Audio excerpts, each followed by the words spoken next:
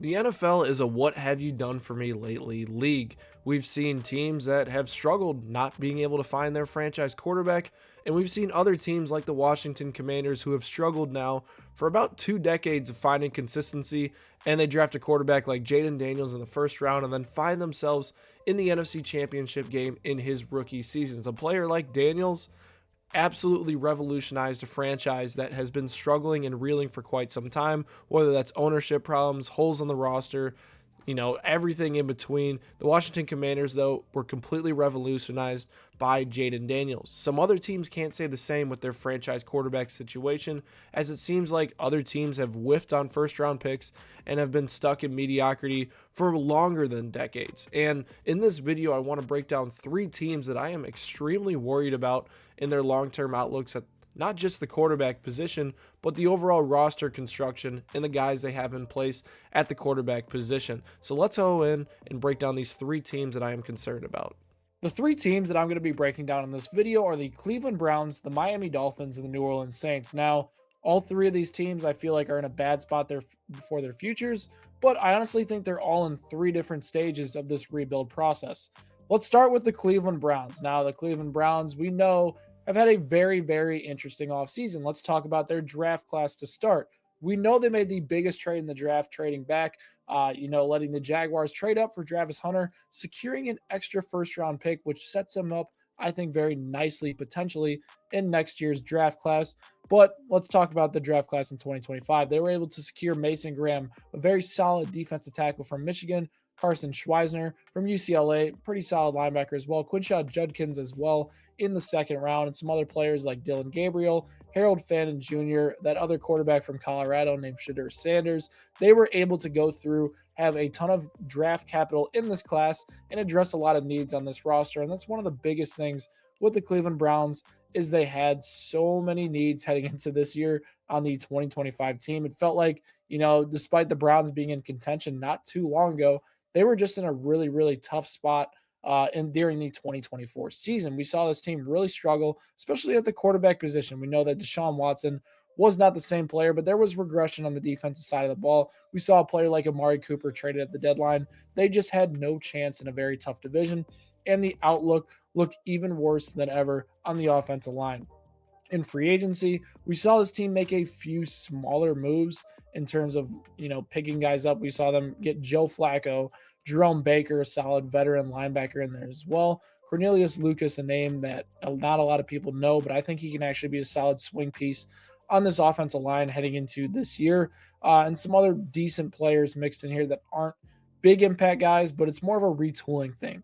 The biggest concern with the Cleveland Browns, though, is these needs they have in all these different positions. They had a draft class where they needed to add draft capital, and they went out and did that. But the cap space situation right now with Deshaun Watson being locked in and all that guaranteed money is really, really concerning. They are going to be able to get out of that, not this year, but next year, which is nice to see.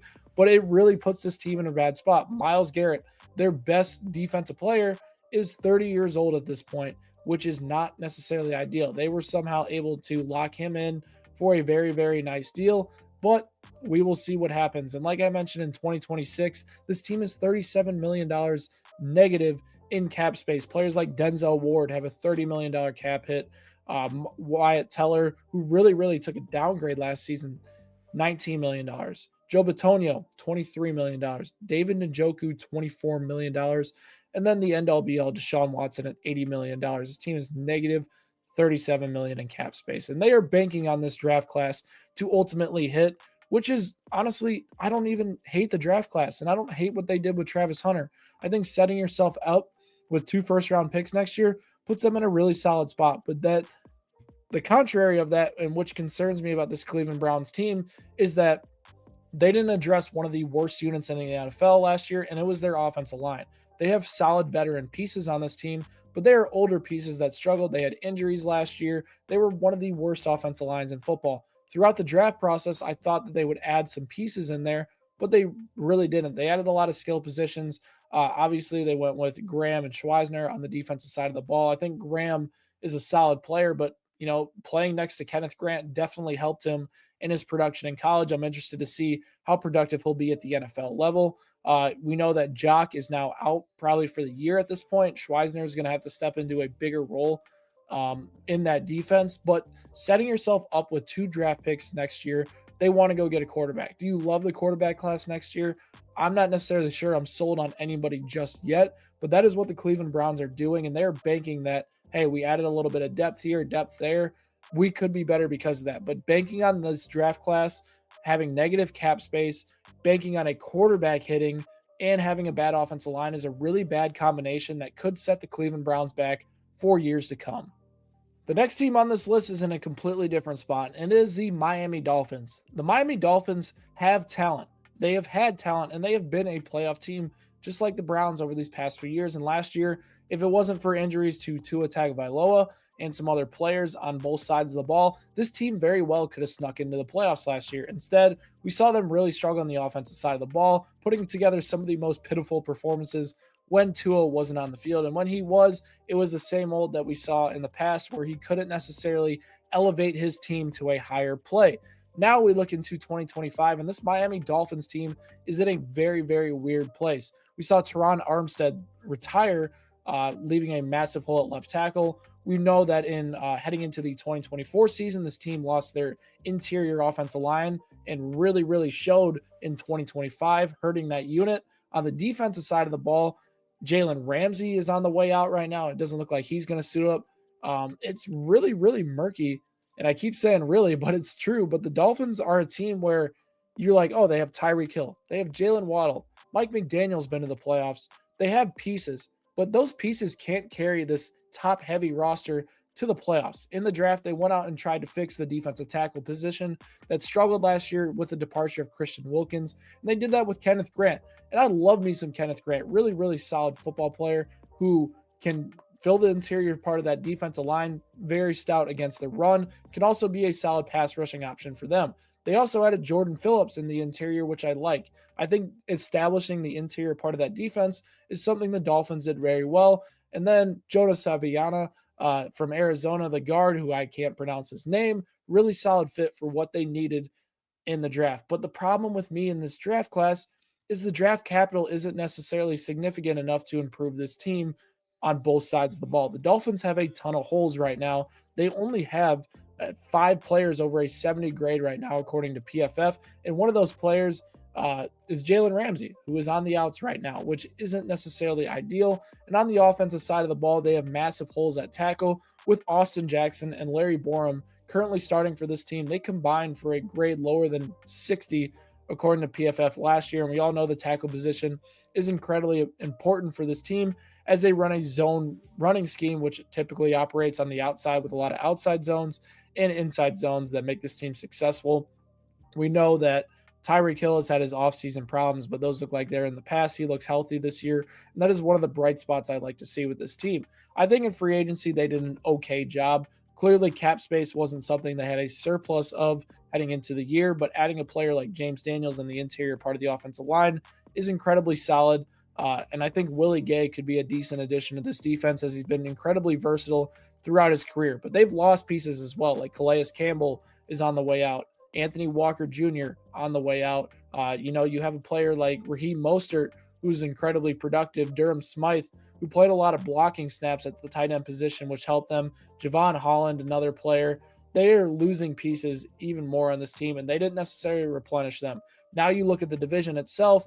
The Patriots are on the come up. They spent the most money this offseason. They went out and added so much talent around Drake May that they are a sneaky option heading into this year. The New York Jets, we know, have a talented roster. We'll see if the quarterback head coach combo can ever figure it out. But the Miami Dolphins are truly trending in the wrong direction. And with a quarterback like Tua Tagovailoa, who isn't necessarily a player who elevates his team, it has me concerned. Tyreek Hill is not getting any younger.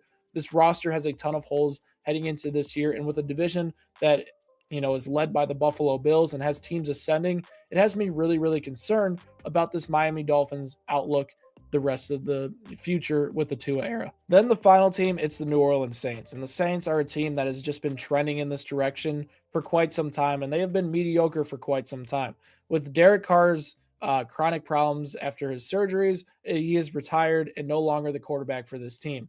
Carr retiring is honestly interesting for this team, and it kind of gets them out of a cap situation where Carr was locked into. That honestly is going to help this team retool. The Saints have been stuck since Drew Brees retired in a similar fashion.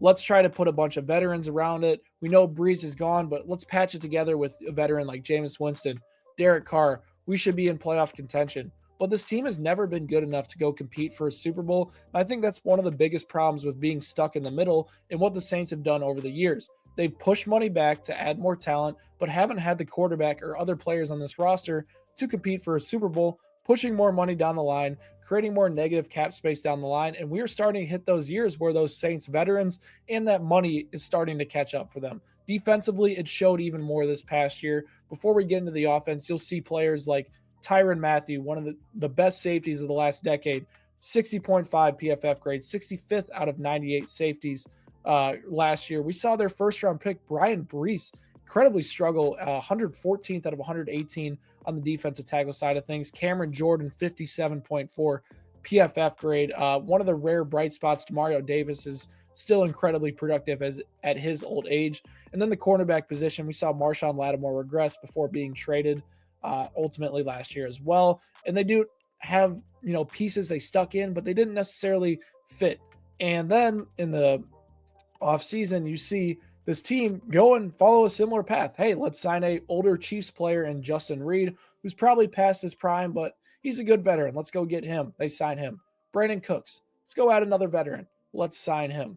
It doesn't make much sense what the Saints do, but they continue to follow the same path of adding veteran players to a roster that needs a youth rehaul in order to see a lot of success. And it really feels like in a weak division like the NFC South, this only could take 2 years, but the Saints continue to, let's do it even more heading into next year. And they did this year with Tyler Shuck in this draft class. Kelvin Banks Jr. loved the pick. I think that was a great pick by them. We all know that they desperately needed a tackle for this team. Really solid pick. No problem with that. But then when you spend a second round draft capital on a quarterback like Tyler Shuck, who's already an older type player, it doesn't make much sense to me. This roster just needs talent.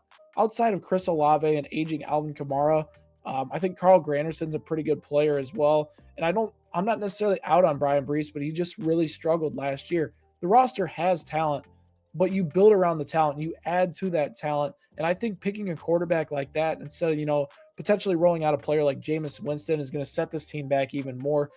I don't love it by any means. You go and add talent, and the Saints didn't necessarily do that this past year, and they're in the midst of a long rebuild due to their cap space situation, their inability to fully commit to a youth movement, and it's just not looking great for them. They need a complete rehaul in the draft, and a draft class that makes them feel like we have a ton of guys like their 2017 draft class that we're going to insert in, and these guys are going to be incredibly productive. I can't say that about the Saints class, and it has me really concerned about their outlook in an NFC South that has improved heading into the season. All right, guys, those are my 3 teams I am concerned about heading into the 2025 season and their futures right now based on their current roster construction. Now, like I mentioned at the start of this video, a team like the Washington Commanders, who nobody believed could change with just one player or a few smaller veteran additions, did in one season. I'm not saying there is no chance these teams are good in this year or in the future as well, based on some of the moves they made. They just have a bigger uphill battle based on their current roster construction and the moves they made this offseason. What do you guys think? Which team is looking doomed here over the next 3 seasons? Let me know down in the comment section below. Make sure you hit that subscribe button for more Blitz Sports Media content, and I'll catch you guys next time.